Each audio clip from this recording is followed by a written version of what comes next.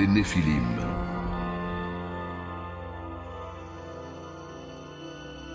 Avant que la première goutte du déluge ne tombe du ciel, il y a eu une époque oubliée, un temps si sombre que le ciel lui-même semblait devenir silencieux.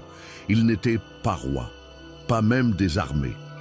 C'étaient des êtres qui descendaient des hauteurs, avec des yeux de feu et des mots enveloppés de mystère. Ils sont venus avec des promesses de pouvoir, avec des secrets anciens, et ils ont scellé un pacte, un serment qui changerait à jamais le destin du pays. De cette obscurité est né quelque chose que les hommes ne pouvaient jamais contrôler. Les Néphilim, des géants d'une stature énorme, enfants d'un pacte interdit. Des êtres qui marchaient parmi les hommes comme des dieux et qui dominaient des tribus, des royaumes, des civilisations entières. Pendant un temps, ils furent vénérés.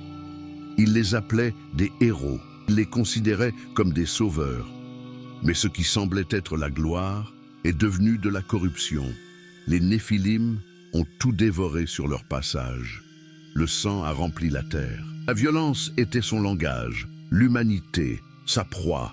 Alors, le Tout-Puissant parla. Ce qui allait suivre ne serait pas seulement une épreuve, mais une purification. Parce que ce qui a commencé par un serment au sommet d'une montagne allait bientôt déchaîner la fureur du ciel. Ce que vous êtes sur le point de voir, ce n'est pas une fable. C'est le récit d'une guerre ancienne, une guerre spirituelle qui a commencé bien avant Noé, et dont les conséquences se font encore sentir aujourd'hui. Personne n'aurait imaginé que quelque chose d'encore plus grand approchait déjà. C'est le pacte interdit.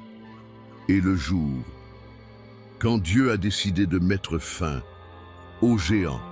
Si cette histoire vous a déjà secoué, abonnez-vous maintenant et appuyez sur la cloche, car ce qui va suivre changera votre façon de voir le monde.